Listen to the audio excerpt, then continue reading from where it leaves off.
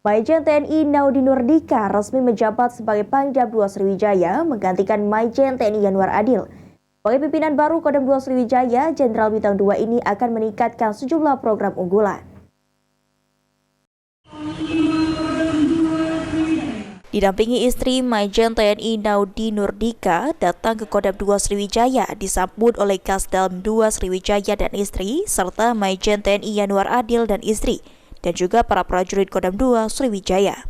Mantan Danrem 044 Garuda Dempo ini telah dilantik menjadi Pangdam 2 Sriwijaya oleh Kepala Staf TNI Angkatan Darat Jenderal TNI Maruli Simanjuntak, menggantikan Maijen TNI Yanuar Adil yang kini duduki jabatan baru sebagai staf ahli Kasat. Sebagai pimpinan baru Kodam 2 Sriwijaya, Maijen TNI Naudi Nurdika mengungkapkan akan melanjutkan sejumlah program yang telah dibuat oleh Maijen TNI Yanuar Adil, bahkan akan ditingkatkan menjadi lebih baik. Selain itu, menurut Jenderal Bintang 2 TNI Angkatan Darat ini, dirinya juga akan melakukan program ketahanan pangan sesuai dengan instruksi dari Kasat Jenderal TNI Maruli Simanjuntak. Terkait dengan pemilu dan pilkada, menurut Maijen TNI Naudi Nurdika, Kodam 2 Sriwijaya akan melakukan pengamanan dengan berkoordinasi pemerintah provinsi dan kepolisian.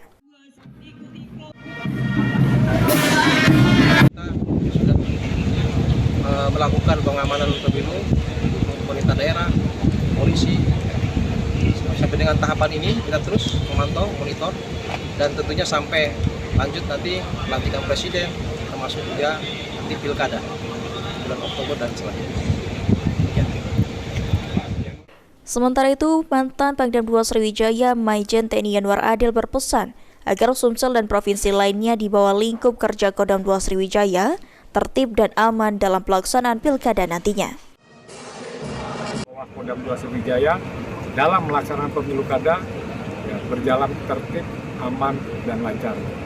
Dan saya juga mohon doa restu bagi seluruh masyarakat yang berada di 5 provinsi, khususnya Provinsi Sumatera Selatan, agar saya dapat melaksanakan tugas sebagai staf ahli Kasat dengan baik dan kita berikan dukungan dan doa.